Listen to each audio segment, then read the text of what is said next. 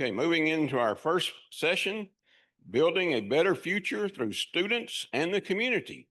Welcome Ted Smith, Chief Operating Officer, Salado ISD.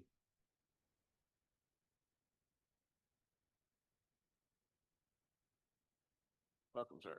Good morning. Forward and back. All right, there we go.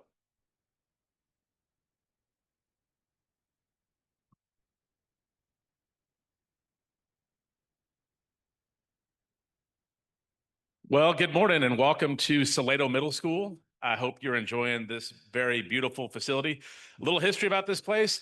Back in 2018, our community passed a bond to build a middle school and to build a baseball softball complex over here and do a little updating at our elementary school, which is just south of us.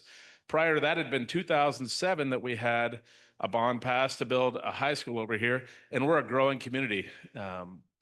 And schools are just neat. When you come into a new school, the lights turn on automatically. You feel like you're a superstar everywhere you go. You walk into the cafeteria, it's dark, then it's light. You walk into the gym, it's dark, then it's light. You have sound systems, you have projectors, all these things that prior to 2020 we didn't have in this building. So we're all very thankful for the support of our community and how we got here today. Speaking of how we got here today, a couple things. Number one, apparently the Native Plant Society of Texas has very low standards for their speakers. So my apologies in advance. Your day will only go up from here, though. That's the good news. That's the bright side of this. But more realistically, how we got here was, this thing did not advance my presentation here. It might be. Don't worry, I have amazing patience. 5, 4. We got a thumbs up. We got 4 fingers up. We've got a thumbs down. Sorry, folks, no presentation today. We're not doing that anymore. A song or a dance? A dance? I only know interpretive dance, but I did happen to bring my fiddle with me, so y'all are in luck. I don't travel without it. Well, I can talk a little bit while we're waiting for that to come up. So the real reason we're here is because of a very nice lady right over here in the corner. Her name's Linda Griffith. Give Linda a round of applause real quick. You're going to hear a lot about her today in my presentation, and a lot about her if you don't know her already, because she's such a go-getter in this community and for this school district and for the kids of this community and for the adults of this community. You just got to find someone like her who just loves to give back to a community. And I think that's probably why a lot of people are here today, because they have that shared inspiration of love to try and give back. So when they told me that the crowd today was going to be of the generation that knew Dave Letterman, I thought, okay, well, let's go ahead and go with that, because if you notice, there's some white tables in the middle and some gray tables in the middle, and typically we have a lot more tall tables in here that said, think about Dave Letterman's generation. Does Dave Letterman's generation want to sit in a tall table? I said, no. I said, absolutely not. You know what Dave Letterman's generation is great at? They find the most comfortable seat wherever they go. When you go to your living room at night, where do you sit? You sit in the most comfortable seat in the living room. Everyone does. It's a beautiful way to be. In this auditorium, where did people choose to sit? Well, they chose to sit in the most comfortable seat that was available.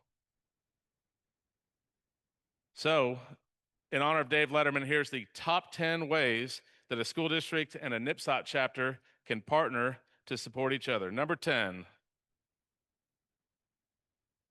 Did it work? Oh, it didn't. We'll try again.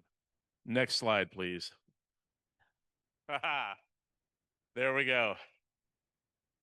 So realistically, we've had some great people in our school district who have planned great things for kids for a very, very long time. In fact, since 1924, Salado ISD has been a school district. And so in that 101 years that we've been a school district, there's been plenty of people who have championed things for kids, championed events, championed learning.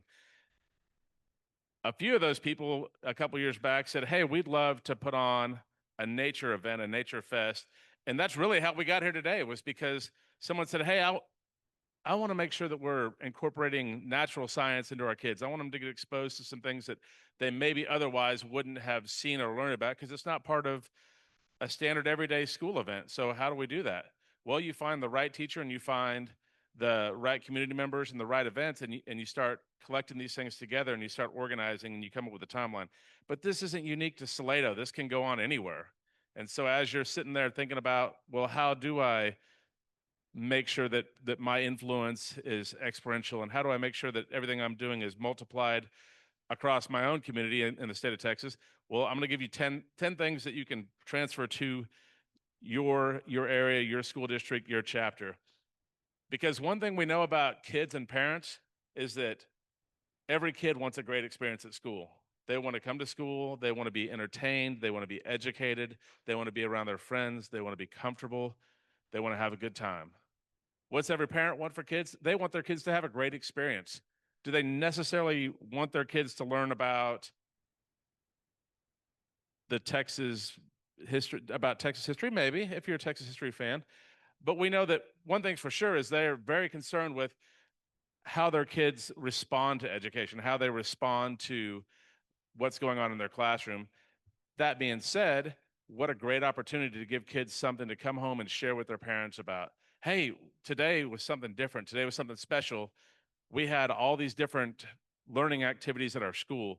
And that's exactly what happened with Linda. And then everything just kind of synergistically has moved forward from there. The other thing you can do in this is you can get teachers real excited about all of these topics. Everything that it's in your mind that you're thinking, I want to share this with kids. I want to share this with teachers. I learned this. I think this is important for our future. Every August, we have professional development. During professional development week, teachers are right here in this cafeteria, and they're learning just like this. And they're learning about things that we want to teach them about. They're learning about how to positively interact with kids. They're learning about the latest legislative session, and they get real excited about that stuff. Let me tell you about how excited they get about that. What a great opportunity for a group with this level of knowledge and this level of expertise, and something that's just interesting because, you know, what we all like to do? We all like to eat. We all like vegetables. We all like plants. Maybe people don't, maybe some kids don't like vegetables as much as some adults, but everyone in general does.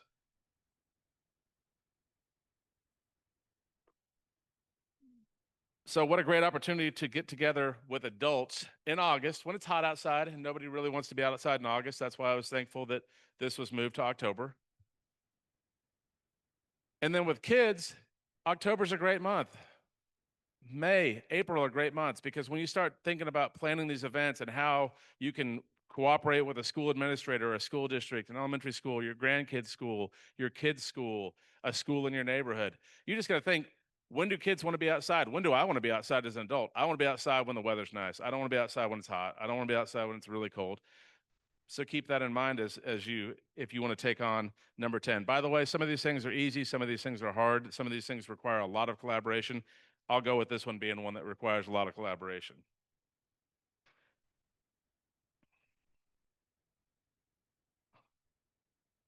So when we did this 3 years ago, these are some of the different activities that were put up there. The beekeeping, I didn't know before that day that I love bees. I got real excited about bees after that. I haven't figured out how to put bees in my backyard yet because my wife won't let me, but I'm going to figure it out sooner than later.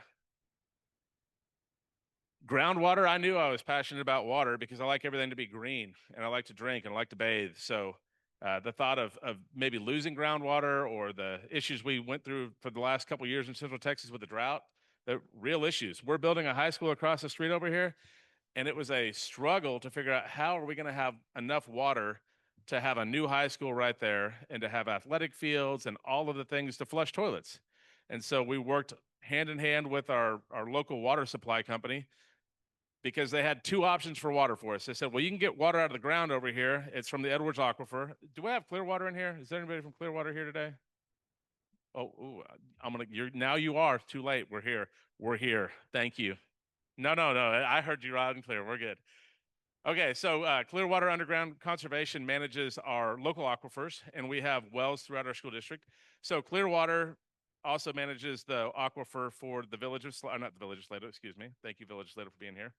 They manage it for our region, for our area. On the other side over here, we have surface water that comes out of Stillhouse Lake and out of Lake Belton from the local water supply company. Well, the local water supply company said, you're not getting any more water for us. Stillhouse Lake's at 45%. And then the Salado water supply said, we can get some water over here. We've got some groundwater for you. The problem is it's real low over there and it's real high over here. And math gets real expensive when you say low to high. So groundwater is important for us. It was the only way we're going to get water. But thankfully, it worked out where we could afford not to have to use the groundwater in this situation. I've talked a lot. Thank you guys for your time. No, I'm kidding. This is the part where I'm going to make you guys talk a little bit here. So we're going to spend 60 seconds, and everyone is sitting close to someone, a neighbor, an elbow partner. And I want you to talk to your neighbor, your elbow partner, your table partner. And I just want you to share if Linda had come to you, she left already, good on her. If Linda had come to you and said, hey, we're going to do this thing at your school, I need you to volunteer to just work with 10 or 15 kids on something you're passionate about, something you know a lot about, something you know more than a 12-year-old about. Share with your neighbor what you would do. You're going to have 60 seconds. Share with your neighbor, what would you do? Talk, you got to talk. We're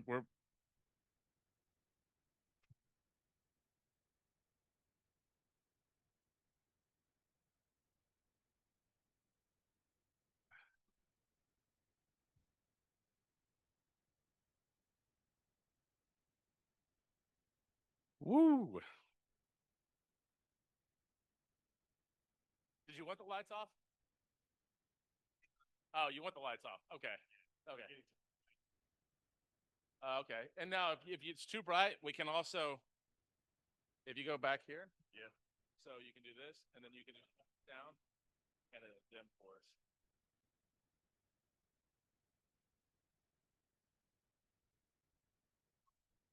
There? Okay.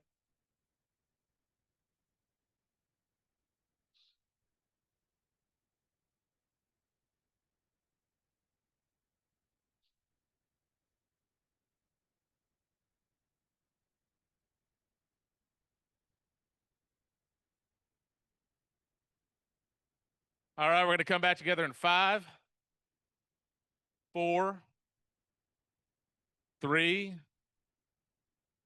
2. We're coming back together in 1. And guess what? I need to find somebody in a yellow shirt who wants to share what they just talked about. Oh, thank you for pointing out your friend. Oh my goodness. Yes. Oh,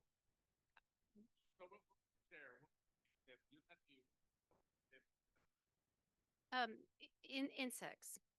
And we would gather pieces of native plants and talk about insects and make insect structures on paper. I love it. Thank you so much. That reminds me of the insect people that met with us this day.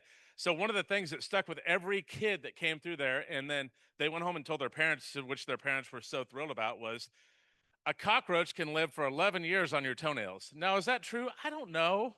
I have no idea if that's true or not. But you know what? Every parent said, yeah, you're right. They can. They can live 11 years on your toenail clippings. So go ahead and put those in the trash can. The other thing I did was I put a picture up here of a guy with a falcon. Now, why is that important to native plants? It's not, but it's cool. And you know what? It got me all excited because when the guy with the falcon came to our school when we did one of these events for the first time, I thought, that's amazing. I didn't even get to hear his presentation because we were so busy, but I just thought, what a great thing. And kids loved it. So it doesn't have to be strictly about native plants. You can, take it whichever direction you want to as far as conservation goes. I highly encourage everyone here to think about how they can connect with someone who owns a falcon. It's just that much fun. I heard something about number 9 a second ago, and I thought, you know what? Smart. Whoever said, go to the silent auction, spend it up because we're going to give away a scholarship is smart. Because you know what scholarships are? They're win-wins. Every time a scholarship is given out to a high school graduating senior for whatever they're going to do post-graduation, it's a win for them. But it's also a win for whoever gives that scholarship away, especially an organization, because not only are you helping out your community, but you're also getting some great advertising. Tim Flesher, who's our editor-in-chief of the Salado Village Voice, he runs a list of every kid and every scholarship that goes in the paper. Kids talk about that. Parents talk about that. What kind of scholarships does your kid get? Oh, well, my kid got the Native Plant Society of Texas Tonquit Chapter Scholarship. Well, guess what? That's just free advertising, word of mouth advertising, which we all know is the best advertising there is. Your chapter can do something that's even far less expensive than a scholarship. At the end of every school year, every school district has awards. You have an award ceremony for every kid, and every kid should get some sort of recognition. Otherwise, it just seems a little painful that they're sitting there watching their friend get the math award or the science award or something that is of, real merit. But we always give a kid an award here. And a lot of times we give a kid, if we get to the end, Miss Bunny, who's our front office receptionist, who's an amazing lady, she'll find some reason that a student needs an award. But you know what we haven't done in the past that we could do?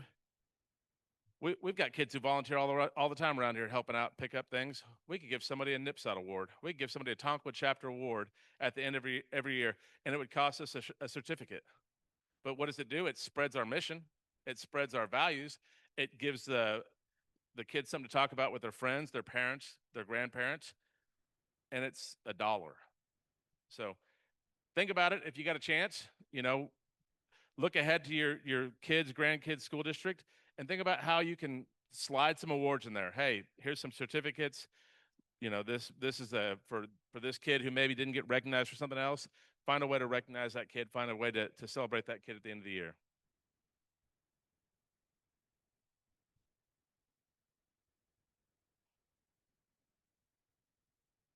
Something else every school district does, science fairs. I love a good science fair. Here in Salado, we do a science fair every year with sixth graders. It's always in the spring. And kids come up with a lot of the same ideas year after year. Everyone loves a good volcano. Who doesn't want to learn more about volcanoes? The volcano thing got really intense after that whole Mentos and Diet Coke thing came out. Then these volcanoes really became messy. Use the baking soda and vinegar just doesn't do it for anybody anymore. What an awesome opportunity for the Native Plant Society of Texas and your chapter to partner with a school district. Every year, we're looking for judges. And then you can just use your bias to make sure that everything about plants wins. And then what's everyone gonna do the next year? Oh, look at this. You talked about natural fertilizers versus Miracle-Gro. Congratulations. Thank you for coming to the conclusion that I hoped you would have come to. You do have to be a little careful with these, though, because if you're too good of a judge or too good of a co-sponsor on a project, the teacher literally will walk up to you and she'll put the ribbon right there on your shirt. She'll walk right past the kid and she'll put the ribbon on your shirt and she'll say, you did a great job on this project. So you've got to be a little careful with that. I put this picture up here for this young man because I thought, that's a pretty cool project. And for a kid to have come up with this on their own, you can't really read it because it's small and because this picture isn't necessarily the highest quality picture. But his project's about how are you going to grow vegetables with what you've got around you. And he's growing vegetables in rocks. He's growing vegetables in soil. He's growing vegetables in sand. He's growing vegetables in the mud. He's probably not growing many vegetables, but he's growing some. He's got them in a Cracker Barrel box right here. There's plenty of kids out here just like this kiddo who would love to have somebody with your level of knowledge, which, by the way, is far superior to every 12-year-old in the world, on how to win a science fair. Because no matter who you are, you want to win the science fair. You don't want to participate in the science fair to finish last or to just not win. There are cool prizes. Again, another spot where you can pump out a certificate and you can award that kid a certificate for the whatever award you want to make it for the Native Plant Society of Texas. Best project, Native Plant Society of Texas, first place. Second best project, Native Plant Society of Texas. Boom, right here. And again, easy ways to kind of to get synergistic responses. I grabbed this one off of Facebook. It was old, but I liked it because it helped me remember that we're still not out of the COVID generation of students. So that kiddo's got his mask on right there. This was our 2020 science fair, but it just goes back to show you that even in 2020, we did a science fair. Even in 2020, we had outside visitors come in here and judge our contest. It was a little different back then. But these are the same kids that are now freshmen, sophomore, juniors, seniors in our high school. And so anything we can do to help encourage them and keep promoting them as they leave school is just a win for all of us.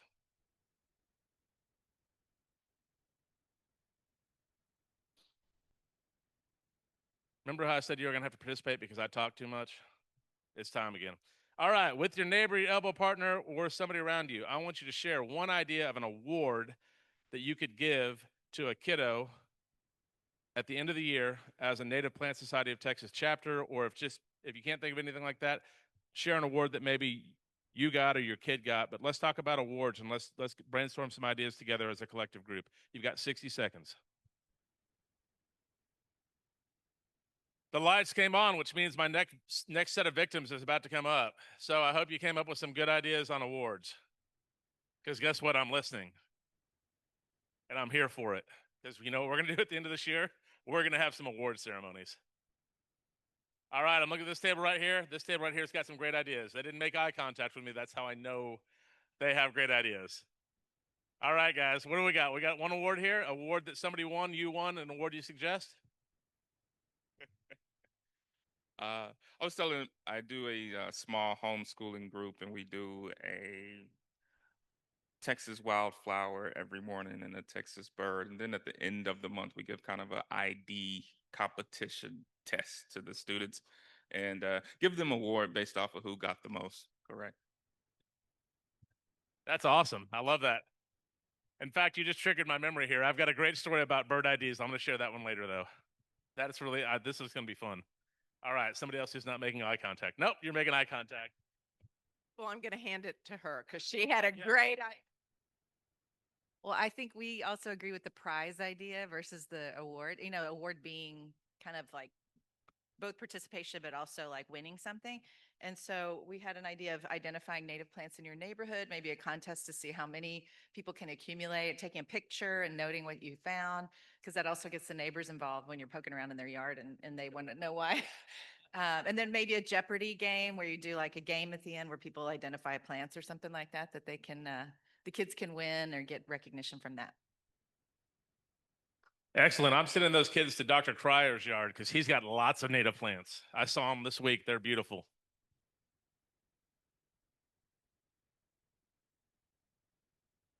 I got to get back up here closer to my notes. And then maybe in the time I'm walking, my next slide will pull up over here. I don't know, maybe.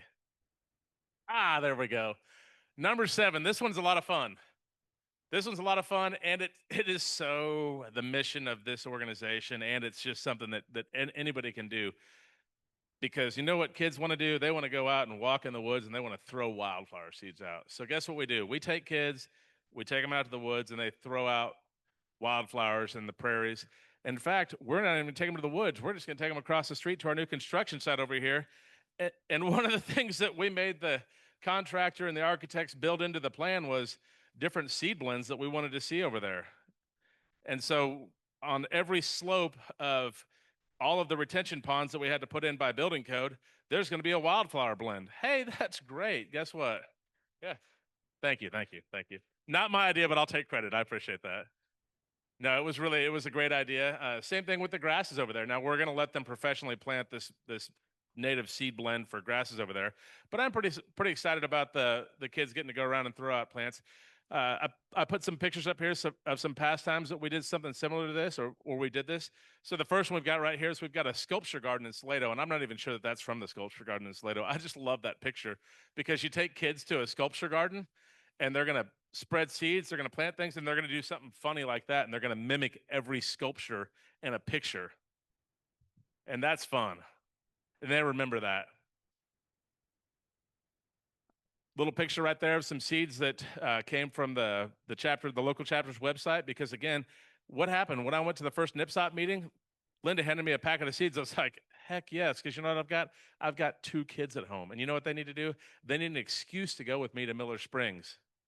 And when we walk around Miller Springs, I'm going to tell them, don't put all your seeds out in one spot because there's a spot over here that needs some more seeds. And then you just keep them walking for a couple hours. And then they take a nap in the afternoon and we all win. Just in our area alone, I put down 4 places that we have really hit hard with this, and even some different groups that we've done. So Chalk Ridge Falls is right up the road here. It's the valley right off of the Stillhouse Dam. Then on the valley of Lake Belton, we've got Miller Springs Park. We've got the sculpture garden here in town, and then we've got across the street. So there's 4 ideas that I just came up with in about 12 seconds off the top of my head. Where could we spread seeds? Where have we spread seeds? Oh, this is going to be my favorite thing. This one I've been thinking about a lot, and I'm just so glad I get to share this with you guys today because this is something that I can't do, but you can. Guess what, folks? The participation for number 7 with your table group. Right now, we're gonna make a TikTok video. I'm only kidding. Sorry, those kids up there doing that made me think of a TikTok video, and I was like, you know what? I'll share that with the group. That'd be fun. Because you know what I've never done? I've never made a TikTok video, but I've watched 111,000 of them be made. So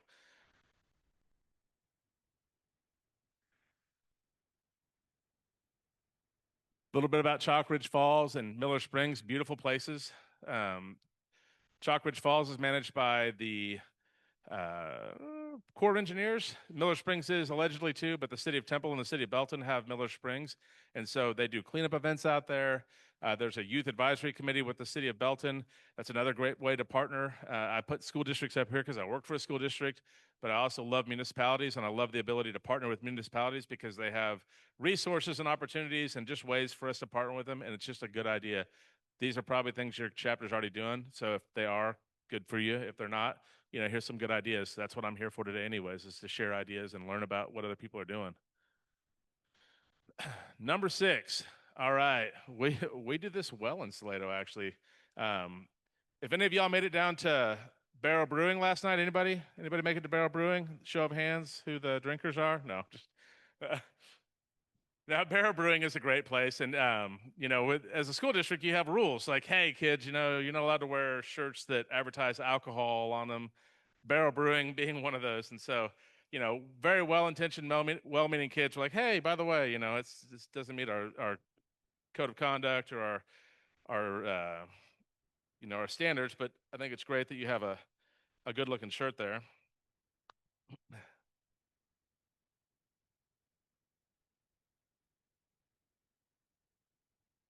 This one's hard too, though, because you know what kids are these days? They're busy. So when we ask for kids to come to volunteer for things, and they're like, oh, that's on a Saturday? You know what I do on Saturdays? I play soccer, I play softball, I play baseball, I do X, Y, and Z. But it's also a way to reach kids that maybe aren't doing all those things. So if you can get kids involved with your chapter and Saturday garden, a Saturday community event, it's just a great way to get them involved and also just synergistically get native plants moving around. I do actually have another audience participation for this one. Sorry, folks. It's not a TikTok video. I know you were hoping. I know you were hoping it was a TikTok video. This one is not a TikTok video. This one goes back to a mission that we had here in the school district amongst our staff, and it was to raise the overall level of happiness for everyone in our district. And so we did a long study on raising happiness, on things you can do to raise your own personal level of happiness. And one of the beautiful things about it is we learned that happiness is 80% internal and 20% external.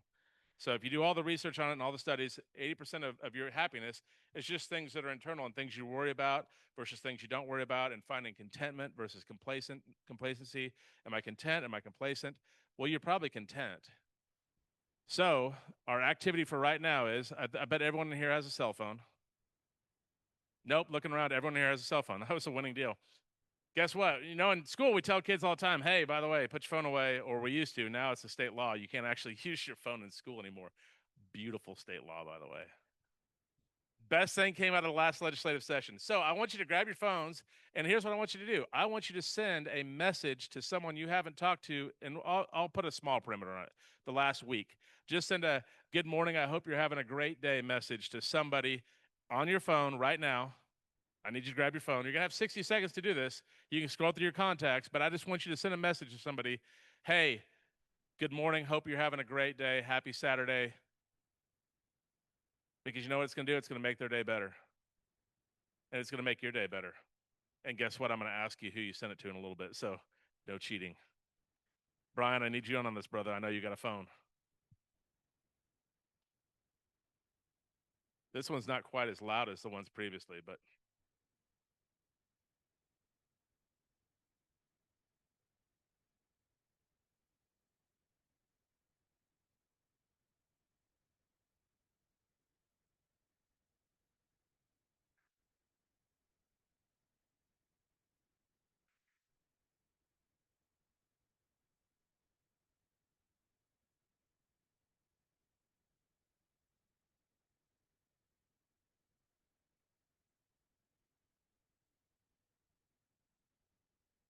I'm going to put my money where my mouth is. I'm going to send that same message.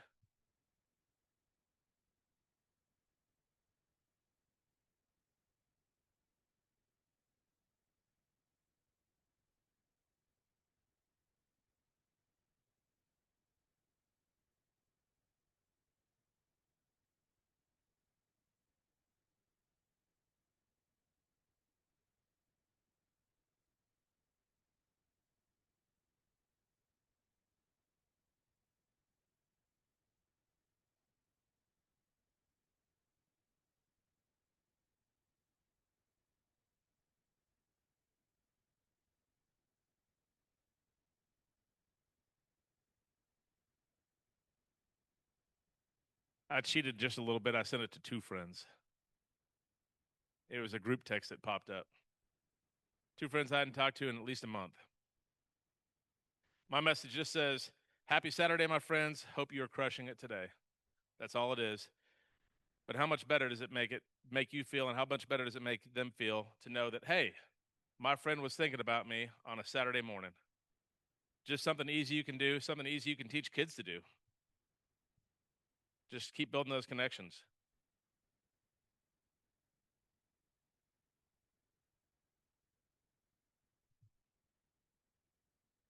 Number 5. All right, we're going to move on down to the next one here. So number 5, this one's pretty fun too. So if you're not familiar with school districts in Texas and how the curriculum works, it seems like every year there's certain topics that are repeated. But really, life science, where Native Plant Society of Texas falls, is in the odd years. So 1st grade, 3rd grade, 5th grade, 7th grade, 9th grade, 11th grade is where you'll typically find these things falling.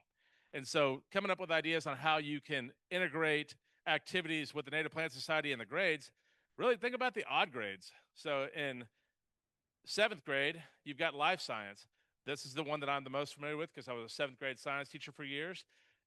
And then I led 7th grade science teachers for years. And it's an easy one because you can do the world with middle school kids. Elementary school kids, a little bit harder, but you can tie them together too. You can have elementary school kids plant seeds as early as 1st grade. And guess what? They love planting those. Maybe it's not a Native Plant Society plant, but just a black-eyed pea. We just give kids a black-eyed pea, put it in some dirt, put it in a styrofoam cup, take it home in the spring. Boom, there we go. We've got kids interested and excited about growing things. We're planting that seed, literally and figuratively. Vegetables are growing, things are moving on up. You look at 3rd grade, 5th grade, again, you can scaffold that up a little bit easier. 7th grade is great because the world's your oyster. You start learning about photosynthesis. I mean, we can just do this with any plant if you want to. We can pick out the plants we want you to learn about photosynthesis with. And then on to 9th grade is biology. And of course, now you're starting to get into high school and you're getting to some kids with some more experiences. I have a 9th grader in biology right now. She's yet to come home and ask me what type of plant she should plant, but I'm waiting for the day to come. It's going to happen for me. Ooh, I didn't want to go number 4 yet. And then even on to your 11th grade kiddos, you've got ag programs, you've got environmental science programs, but it's just ways that we can incorporate what we want to incorporate as a Native Plant Society into the school district.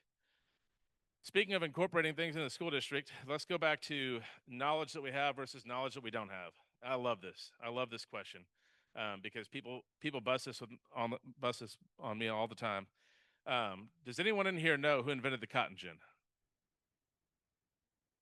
Say it out loud.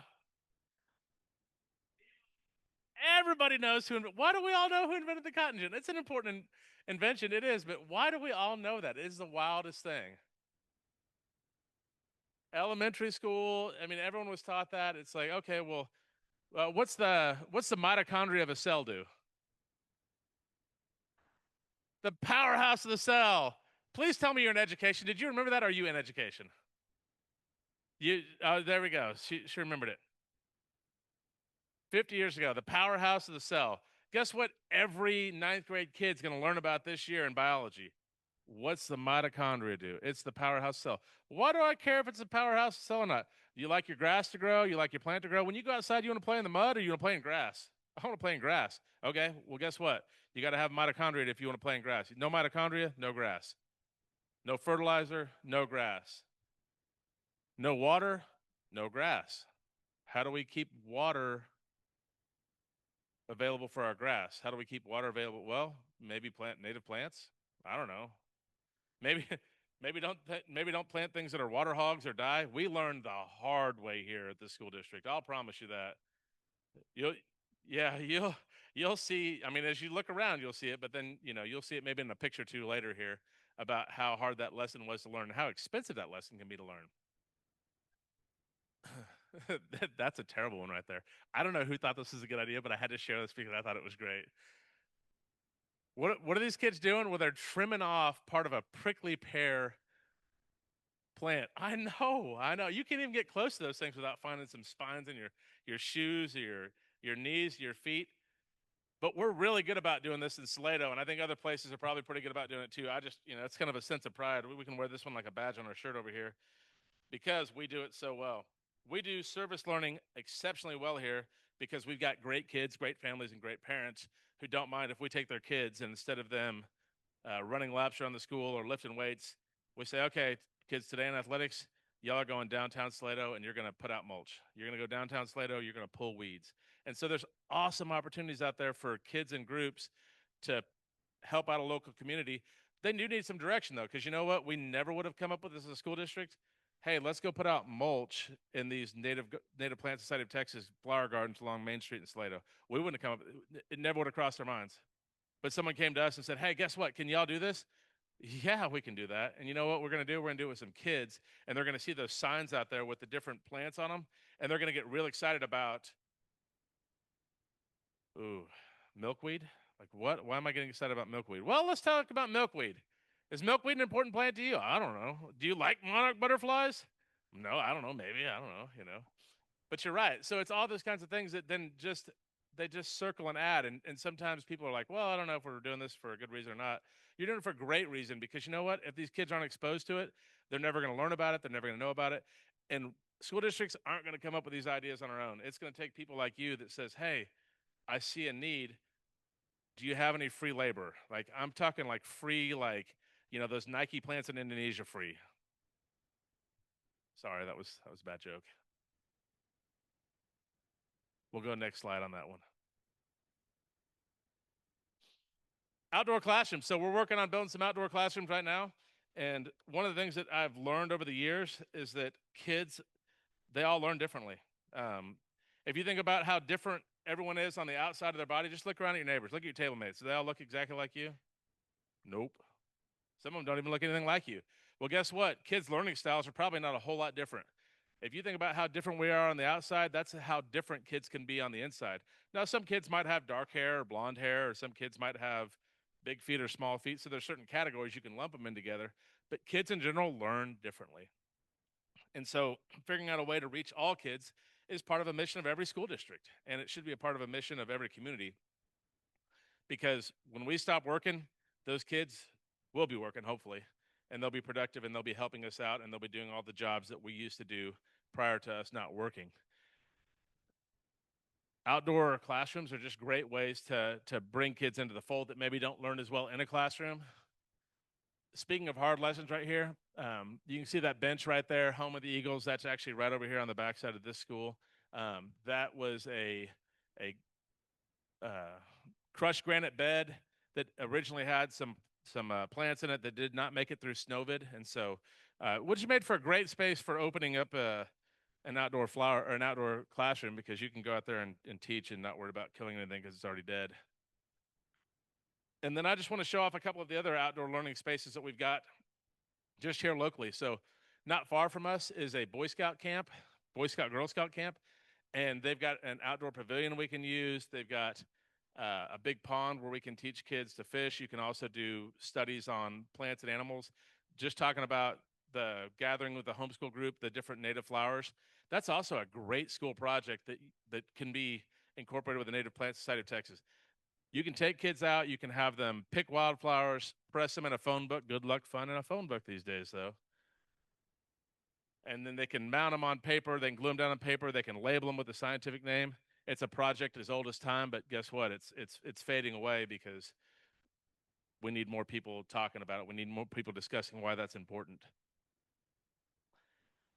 I put the one up there of the striker medical vehicle from Fort Hood, because we do partner with our Fort Hood group down the street here quite a bit to come in and help our kids with outdoor learning and outdoor classrooms. And it also reminded me of a great lesson. Is Teresa Coons in here? Is Teresa, you in here? She might be out in the hallway. I saw her here earlier. Teresa was a middle school teacher with me when we were at our old school in 2018. And she was fantastic. She's an incredibly hardworking lady. She's very involved, owns a shop here in town now, the nature store. And one of the things Teresa would always hold her breath about was when my girls were little, they would find something really narrow and tall to walk on. And they would walk like this on something real tall and narrow. And they'd worry about, are your kids going to fall? And I say, if they do fall, it's just natural consequences. And those are kind of the best teachers. And so that's what we've learned about with some of our partnerships with outdoor classrooms is, can you make it to where it's going to work perfectly for every kid? Or, maybe this kid's going to get hurt, or maybe they're going to hit someone with a shovel, or no. But guess what? They're going to learn. This one's cool. This one was neat because it goes back to that discussion we had about did you learn anything as you built a school? Well, yeah, I learned that, the plants, if I don't tell the landscape engineer, I don't tell the architect and the general contractor what kind of plants we want in a garden, they're going to pick what kind of plants they want in a garden. And guess what? They're going to die. You're going to waste money on them. You're going to waste water on them. You're going to be real frustrated when the weeds grow up because the stuff that was down there didn't grow right. And so along comes my friend Linda. Thank you, Linda. And Linda said, "Hey, your flower beds look terrible." And I was like, "Linda, they do look terrible. You're not telling me anything I don't know. However, I don't have a great budget for flower beds. I have zero budget for flower beds because when you build a school building, you build it out of the debt service side of a tax fund. When you maintain a building, you build it out of the maintenance and operations side of a tax fund, and that's the same side that you pay teacher salaries and you pay teacher aide salaries and cafeteria workers and custodians and grounds people. And so that money gets chewed up real quick. You can build something beautiful, but can you maintain it is the struggle. So that's where a partnership with the Native Plant Society of Texas came in amazingly for us, because Linda said, "Hey, we'll use our knowledge and expertise, and we're going to build you something that's going to use less water, so you're going to save money. We're going to donate some plants. We're going to help you get some mulch for next to nothing, because the wastewater treatment plant over here in Temple and Belton, for $6 a yard, will give you the armadillo dirt or the refined product they've got. Bring it over here, let the kids play with it, tell them what it is, because that's fun too."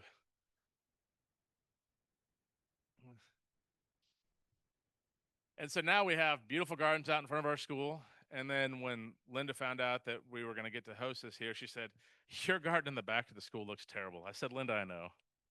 I know it looks bad, Linda." And so Linda said, "We've got to get all this crushed granite out of here. We've got to get, these weeds out of here. And here's my idea." And Linda had great ideas, and other people in the Tonka chapter had great ideas about different plants we could plant in there. Because you know what I don't know? I don't know what to plant in there. I don't have a stinking clue what would go in there. But it's beautiful out there. What's that? Grasses are good in there. Some mealy blue sage. I love some mealy blue sage now. Some Turk's caps. Please bring me some Turk's caps. Love them. Yes, go ahead. Great.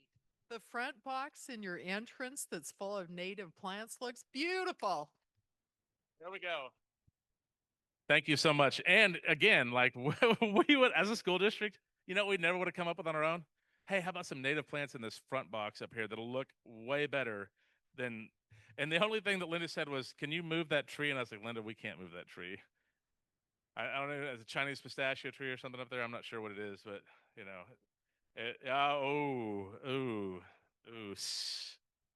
All right. Here comes our next. Thank you. So here comes my next activity for this group. I want you to look at your neighbors, your table groups right here, and I want you to look, and I want you to see who's got shoelaces on their shoes. Just look. I want you to look, and I need everyone participating in this. This is going to be a little bit harder. All right, I want you to take those shoelaces, and I want you to pluck them out like they were an invasive species. Just rip them right out of their shoes. Okay, no, don't really do that. But as a matter of fact, there is a vendor outside selling shoelaces, so if you'd like to, we'll just be supporting vendors. No, not really. All right, so one more great story, because bird story, identifying birds. All right. So, anybody here go to the University of Mary Hardin Baylor other than me? Anybody? University of Mary Hardin Baylor. Anybody go to UMHB? There we go. Did you ever have Dr. Atha for a class? Okay. So Dr. Atha was known as No A Atha, which inspires all of the confidence you can imagine in a student. And Dr. Atha taught many classes there, but one of the classes he taught was ornithology. And ornithology is a great class. It's the study of birds. Who doesn't want to learn about birds? Well, if you're a biology major, guess what? It's a required curriculum. Whether you want to learn about it or not, you're going to learn about it. And so we're in class, and for like 3 weeks, we'd go in there, and he'd have this lab set up, and you had to identify the bird based on its legs and feet. He'd have the rest of the animal covered up, just the legs and feet, and you'd go in there, and he'd talk about it, and we'd talk about leg features and feet features for weeks. And there was a guy in my class who was, I'm not gonna lie, he was a little cocky, but he was honestly kind of a jerk too. And so he didn't like this at all. And so we're like the first, I think we're about 6 weeks into the school year, and it's getting right there to the point where you can drop a class or stay in the class. If you drop a class, it doesn't hurt your GPA. If you stay but you still lose your money. You paid for the class. If you stay in the class in no AA this class, guess what? You're not going to get an A. So it's going to hurt your GPA one way or the other. And so we're in there, and 3 weeks later, the professor's telling us, hey, the test is this Friday. Mandatory, everyone be there. I was like, Friday test? I was like, man, that's tough. We're college kids. Friday tests are rough. We have a Monday test? No, it's on Friday. Well, of course it's on a Friday because it's no A-Atha. And so we get there, and he starts pulling off the cover on this, and he's like, okay, everyone, here's question number 1. Identify this bird. And he shows us just the legs and the feet of the bird. And the guy in the back of the classroom says, this is dumb. And we're all, whoa, okay. I think that is a mockingbird. Okay. He goes to number 2.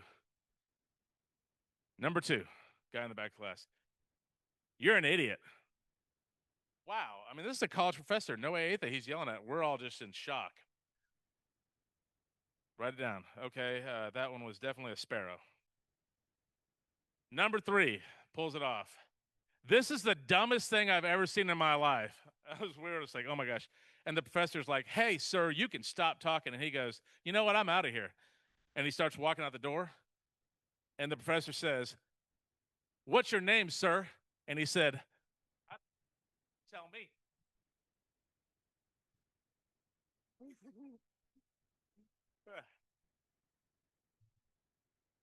Thank you for the reminder over here.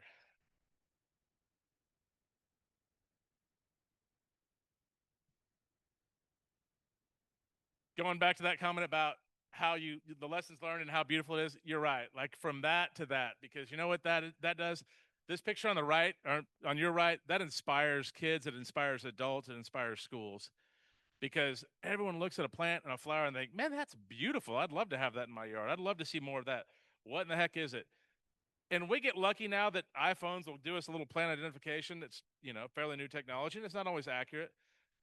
But that sign right there tells me exactly. I can take a picture of that sign, and it's going to tell me exactly what I'm looking for when I go shopping for plants. It's going to tell a kid exactly what that is. And deep down, they want to know what it is. Like, man, that's beautiful. I want to share with my family what it is.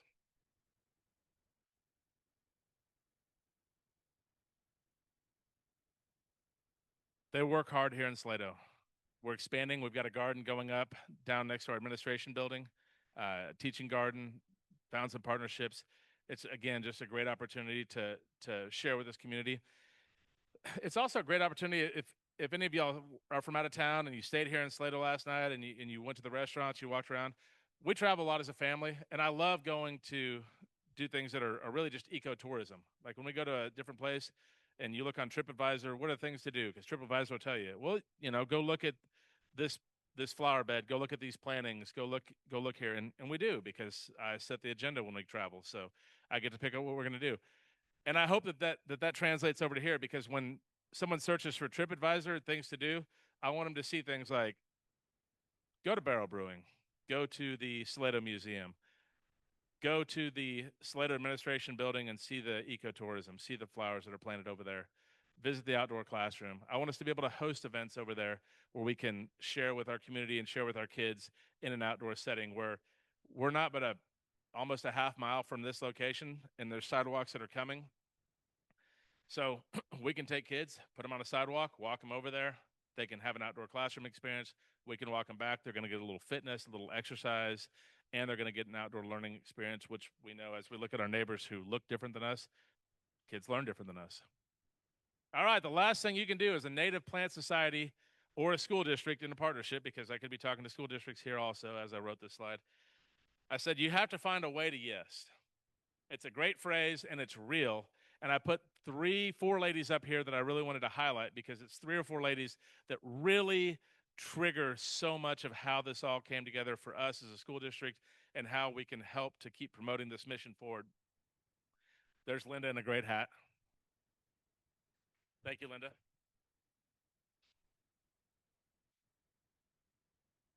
In the middle here is Laura Tomlin. Laura's a 6th grade science teacher here, and she came up with so many great ideas, and she was able to bring in so many great speakers, including a falcon, because you know how I love the falcons. And then we've got Miss Hilfman and Miss Jones. Miss Jones is a current 6th grade science teacher here. She's also been an 8th grade science teacher here, but she, by trade, was a biologist, worked for the ag department in Louisiana. And so everything that she does is rooted back in her own personal experiences. But really the thing that I encourage you to do is to come up with great ideas and to keep spreading your great ideas. Spread them with school districts because school districts don't have all the great ideas, but we have lots of kids and we have lots of opportunity, and everybody wants their school to be great. Everyone wants their kids to have a great experience, and we don't have all the best ideas, but we have the opportunity to listen, and we have the opportunity to find a way to yes. So thank you guys for your time this morning.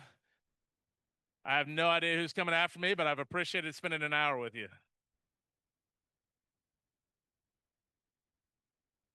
I have a microphone if you have a question. Oh, wait a minute. I can't be quite done yet. I need one person. I skipped past this. I need one person to share.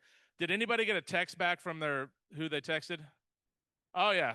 Let's do this real quick because, again, airplane mode. Oh, she gave me the 5-minute sign. I've only got 5 minutes left. I thought I had more than that. Somebody out here said yes. Who got a response? The friend that I sent the text message to, unbeknownst to me, it's her birthday today. Thank you. All right, who else? Who else is going to share with me over here? Come on, victims. Oh, nobody brought their cell phone over here. There we go, and thank you, sir. I sent a text to my friend in Mexico City. It's about an hour earlier, and he said, "Eres loco. You're crazy." Mucho loco aquí. All right, uno más. Who's my last victim over here? There we go. Here we go. Thank you for volunteering. I sent a picture of my caterpillar that's eating my rue plant, which is not native. And I haven't talked to her while she lives in Florida. And whoops, she just says, "Hi, Jeannie, all is good here. We need to catch up one day." Love you. There we go. Thank you for making her day. All right, folks, here we go. Any more questions before we sign off of here? I got the hook. No, I got the speed it up. I got you. Oh, questions. I do have time for questions. Anybody have any questions? That's all right, because you know what we need? We need a little break because we've all been sitting here for a while. Oh, we have a question over here. Sorry.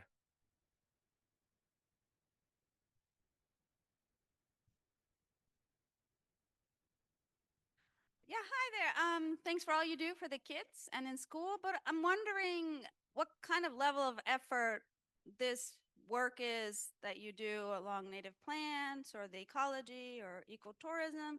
Is it over and above sort of what you get paid for, or is it, yeah, yeah, because I think that's pretty incredible how much teachers do.